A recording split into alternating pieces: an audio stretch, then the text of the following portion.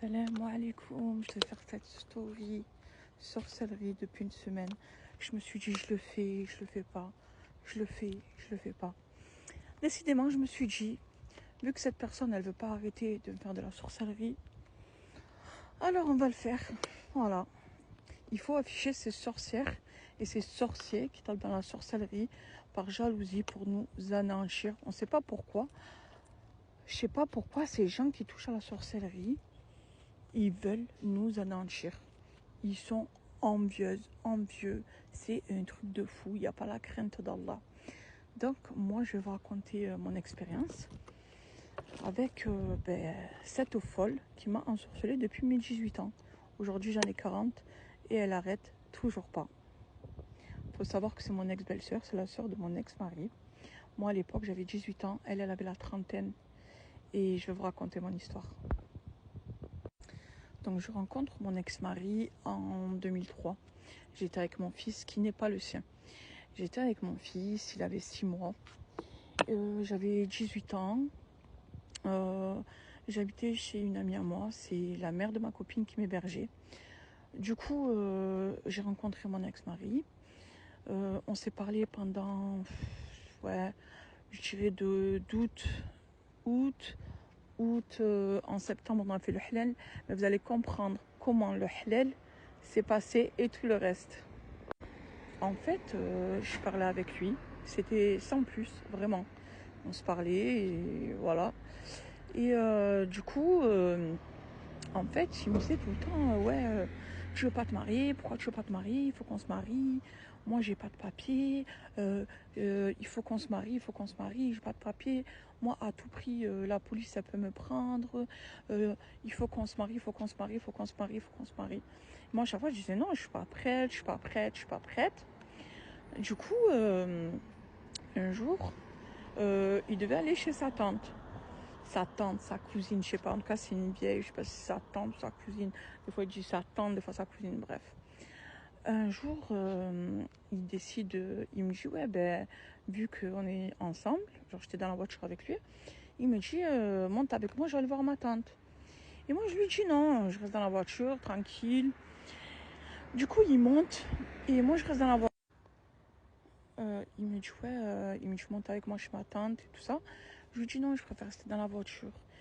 Et du coup, il monte et entre-temps, il y a son petit cousin là qui vient et qui me dit oui, ma mère, elle t'a dit de monter.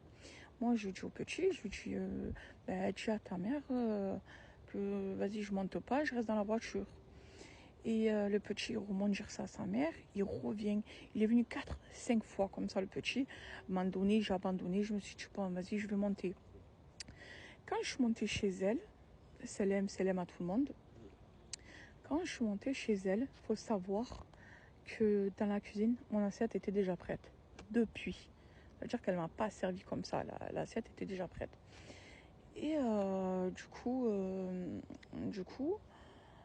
faut savoir que 2 jours après, j'ai été comme une folle.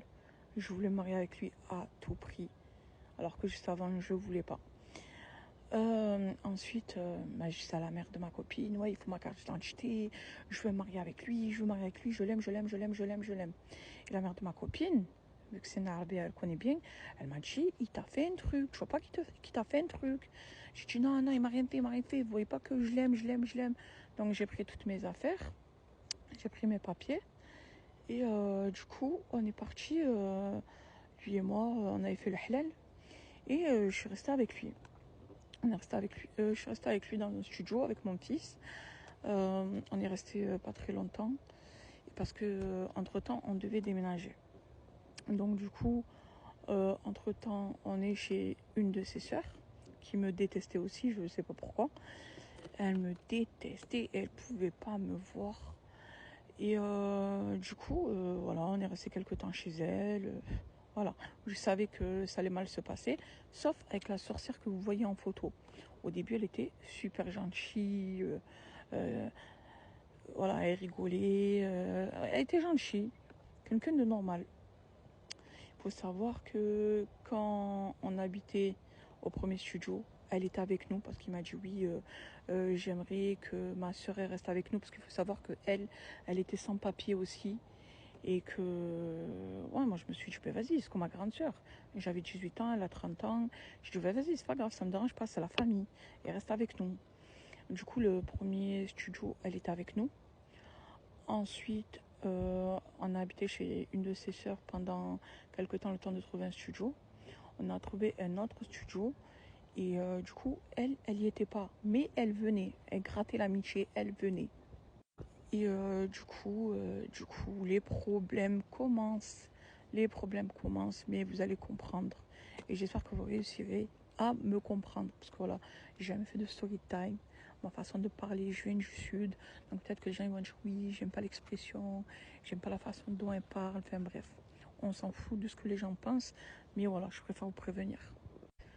Du coup, j'arrive dans mon deuxième studio. J'étais avec mon fils, mon ex-mari. Et là, j'ai vu qu'elle voulait prendre le dessus et commencer à vouloir me commander, choisir ce qu'on mange. Et des petits trucs comme ça. Au début, c'était pas des trucs de fou. Et moi, au début, vas-y, ça me saoulait, mais vas-y, sans plus. Mais quand même, j'en parle à mon ex-mari. Comment ça se fait que ta soeur décide de ce qu'on mange? Il faut savoir qu'à 18 ans, je ne savais pas faire à manger. Voilà, je ne savais pas faire à manger. Mais du coup, c'est elle qui faisait à manger. La sorcière que vous voyez en photo, elle faisait à manger pour nous. Elle choisissait ce qu'on devait manger. Et bref. Donc voilà, des petits trucs comme ça de sorcière. Un jour, il manquait 20 euros dans son portefeuille à mon ex-mari. Et mon ex-mari, il vient me voir, il me dit ouais, est-ce que c'est toi qui t'es servi dans mon portefeuille est-ce que c'est toi qui as pris les 20 euros? Et moi, je lui jure sur Allah que c'est pas moi. Je lui dis non, c'est pas moi qui t'ai pris les 20 euros. Il me dit ah, c'est bizarre, il manque 20 euros et tout. J'ai dit moi, de toute façon, je ne me permettrai pas. Si j'aurais besoin d'argent, je t'aurais demandé. Je lui dis mais regarde dans le sac à ta soeur. Sa soeur, elle lui a pris 20 euros, elle a caché dans son sac. Et lui m'a accusé à moi, genre en gros. Un autre jour, pareil, elle commence à faire ses petites manières en mode elle me dit ouais, est-ce que tu le fais avec lui? Est-ce que tu le fais? Est-ce que tu le fais? Logiquement, c'est mon ex-mari. Voilà, j'étais mariée avec lui. Je suis dans le halal. Et tout le temps, elle me posait la question est-ce que tu le fais? Est-ce que tu le fais? Et je me disais mais ouais, c'est bizarre. Sa soeur me demande si je le fais avec lui.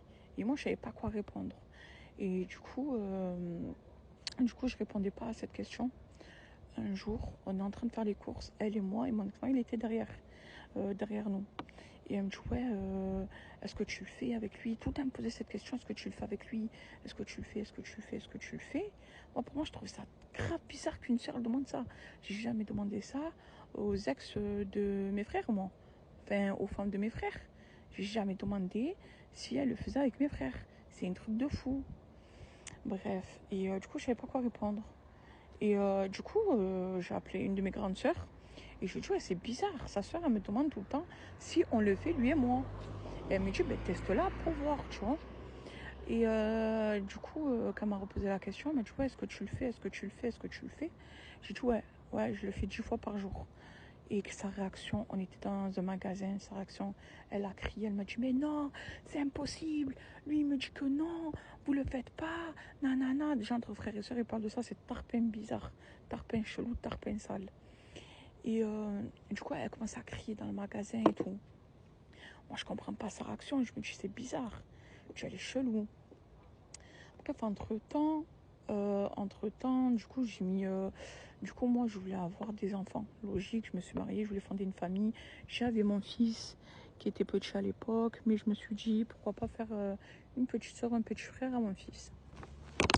Du coup, il faut savoir que j'ai fait le halal en décembre 2003 et j'ai fait la mairie le 10 février 2004. Mais du coup, moi, ma fille, elle est née en 2005. Et du coup, il faut savoir que j'ai galéré pour tomber enceinte. Vous allez comprendre pourquoi. J'ai galéré pour tomber enceinte.